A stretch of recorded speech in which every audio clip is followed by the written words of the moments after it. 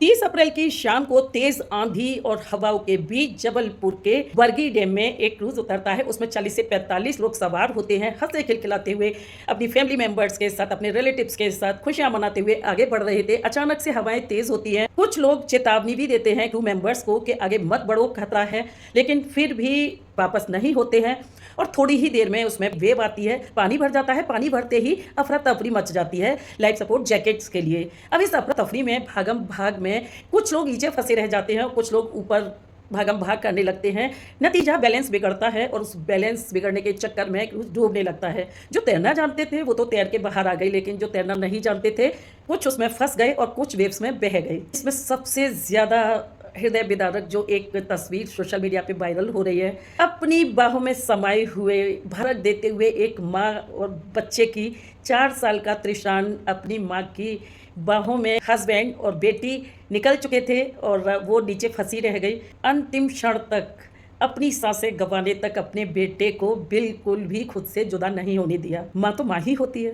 तो इस माँ को हम इतना ही सम्मान जीते जी अगर दें तो कैसा रहे।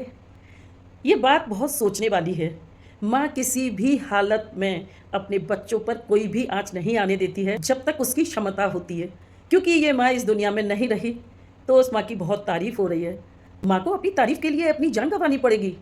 ऐसा अगर है तो मुझे लगता है कि बहुत सारी ऐसी माएँ हैं जो ये सोचती हैं कि हमें अपने बच्चों का प्यार अगर ऐसे मिलेगा तो हम मर भी जाते हैं। खैर, जो हादसा हुआ है ना, इसका जिम्मेदार कौन है?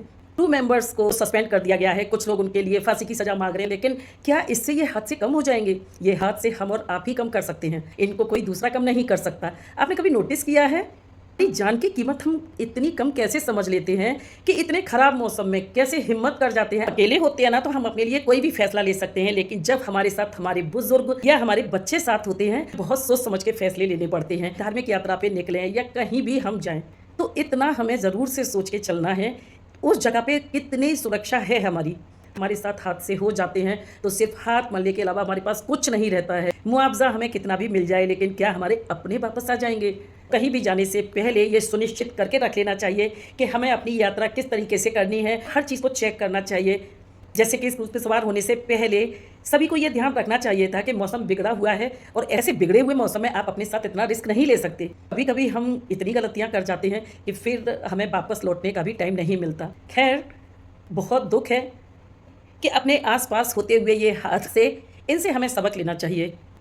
काल के ग्रास बने हुए सभी दिवंगत पुण्यात्माओं को मेरी तरफ से विनम्र श्रद्धांजलि।